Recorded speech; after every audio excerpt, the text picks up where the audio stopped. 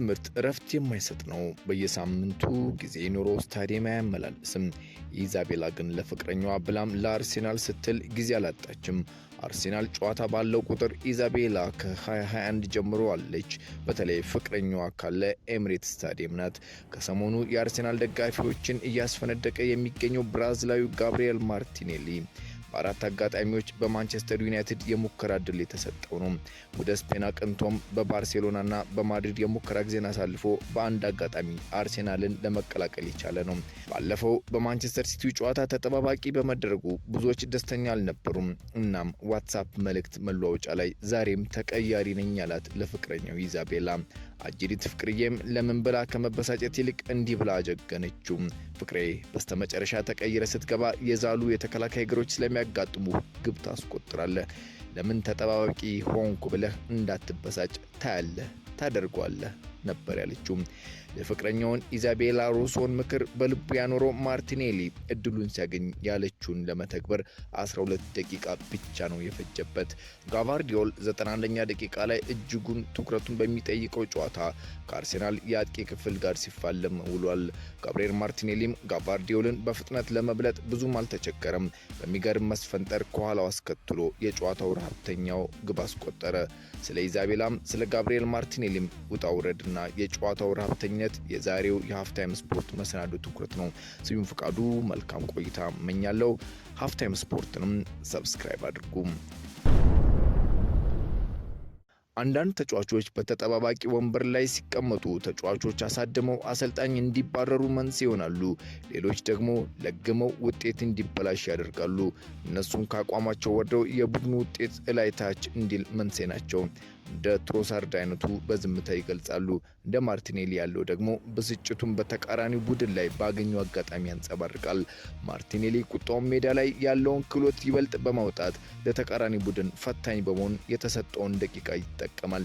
በተለይ ፈጣንና አይምሬ መሆኑን ዘንድሮ በተደጋጋሚ እያስመሰከረ ነው። ጣውን ኳስ ላይ እንዲሁም ለተጋጣሚ ተከላካይ ፈተና በመሆን በማንቸስተር ሲቲ ላይ አሁን ካሉ የአርሴናል ተጫዋቾች የተሻለ ሪከርድ ያለው ማርቲኔሊ ነው። 2 ጎልና 3 ለግብ የሚሆኑ ኳሶችን በማቀበል ቀዳሚው ነው። 4ቱ ሪከርዶቹ የተመዘገቡት ባለፉት 5 ጨዋታዎች ነው። በ2023 ሲቲ ዋንጫውን ሲያነሳ በጥቅምት ወር ላይ 1-0 አርሴናል ሲያሸንፍ ማርቲኔሊ ተቀይሮ ገብቶ በ86ኛው ደቂቃ ላይ ማስቆጠሩ ይታወሳል። ይህ ሲቲ ላይ የመጨረሻ ጎሉ ነበረ። ማርቲኔሊ ሲቲ ላይ ዶናሩማ ላይ ያስቆጠራት ግቡ በፕሪሚየር ሊጉ 41ኛ ሆና ተመዝግባለታለች። በእነዚህ ግቦች አርሴናል በ30ዎቹ ሲያሸንፍ በ8ቱ አቻ ወጥቷል። ሽንፈቱ በ3 ብቻ ነው። በአጠቃላይ ውድድሮች 53 ግቦችን አስቆጥሯል። በቻምፒየንስ ሊጉም ዘንድሮ በተሰለፈባቸው 2 አጋጣሚዎች 2 ግብ አስቆጥሯል። አትሌቲኮ ቢልባኦና ኦሎምፒያኮስ። ማርቲኔሊ በብራዚል 4ኛ እርከን ላይ ከሚወዳደረው ኢቱዋኖ ክለብ በ2019 ላይ እንደ አውሮፓውያን አቆጣጠር አርሴናልን በኡናይ ኤምሬትስ በነበረበት ጊዜ ከመቀላቀሉ በፊት ወደ እንግሊዝ በ4 አጋጣሚዎች መጥቷል። ማንቸስተር ዩናይትድ ማርቲኔሊን በ13፣ 14፣ 15 እና 16 ዓመቱ የሙከራ ጊዜ ሰጥቶት ነበር። ወቅቱን ሲያስታውስ እንዲህ ይላል። የሙከራ ዕድሉን በክለቡ የልምምድ ማዕከል ተገኝቼ አድርጌያለሁ። የዋናው ቡድን ተሰላፊዎች ከነበሩት ዝላታን፣ ሮኒ፣ ፖል ፖግባና ፓትሪስ ኤቭራን ከመሳሰሉት ጋር ተዋውቄም ነበር ይላል። ክለቡ በምንም አጋጣሚ ማርቲኔሊን በክለቡ እንዲቆይ ፍላጎት አለማሳየቱና ነገር ግን በእንግሊዝ ያለውን አሰለጣጠን ዘይቤ ለመላመድ እንደጠቀመውም ይናገራል። በጊዜው የጣሊያን ፓስፖርት ስለነበረው ወደ አውሮፓ ለመመላለስ ከሌሎች የላቲን ተጫዋቾች አኳያ ቀላል አድርጎለታል። ለዚህም ይመስላል ወደ ስፔን በማምራት ለሀያላኖቹ ለባርሴሎናና ማድሪድም የሙከራ ጊዜ ማድረግ የቻለው። በእነዚህ ክለቦች ያደረገው የልምምድ ጊዜ ጥሩ ተሞክሮ እንዳገኘበት ይናገራል። በዚህ ጊዜ በድንገት የአርሴናል የዓለም አቀፍ የተጫዋቾች መልማይ የበላይ ኃላፊ በሆነው ፍራንሲስ ጋኪጋኦ ራዳር ውስጥ ገባ። በተጫዋቹ ላይ የቪዲዮ ትንተናዎችና ቁጥራዊ መረጃዎች በአርሴናል ልምምድ ማዕከል ውስጥ ተሰራ። ጋኪጋኦ በሰሜን አሜሪካ የሚገኙ ወኪሎችን ተጠቅሞ ስለ ተጫዋቹ በፍጥነት መረጃ አሰባሰበ።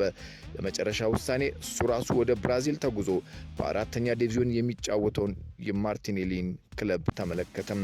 እናም በ2019 ወርሃ ነሐሴ ተጫዋቹን የግሉ አደረገም። ማርቲኔሊን በ6 ሚሊዮን ፓውንድ ብቻ ረዘም ላለ ጊዜ በ18 ዓመቱ አርሴናል አስፈረመው። ጋብሪኤል ማርቲኔሊ ከጉዳቱ ጋር በተገናኘ ከፍና ዝቅቶች ቢኖሩም በአርሰናል መልካም የሚባል ጊዜን አሳልፈዋል። በ2022-23 የውድድር ዓመት 15 ግቦች ያስቆጠረበት ከፍተኛው ነው። አምናና ካቻምና 8 ግቦች በየሲዝኑ አስቆጥሯል። ዘንድሮ ገና ካሁኑ ጥሩ የሚባል ጊዜንም እያሳለፈ ነው የሚገኘው። በነገራችን ላይ በአርሰናል አሁን ላይ ከሚገኙ ተጫዋቾች ረጅም ጊዜ በመጫወት ሁለተኛው ነው።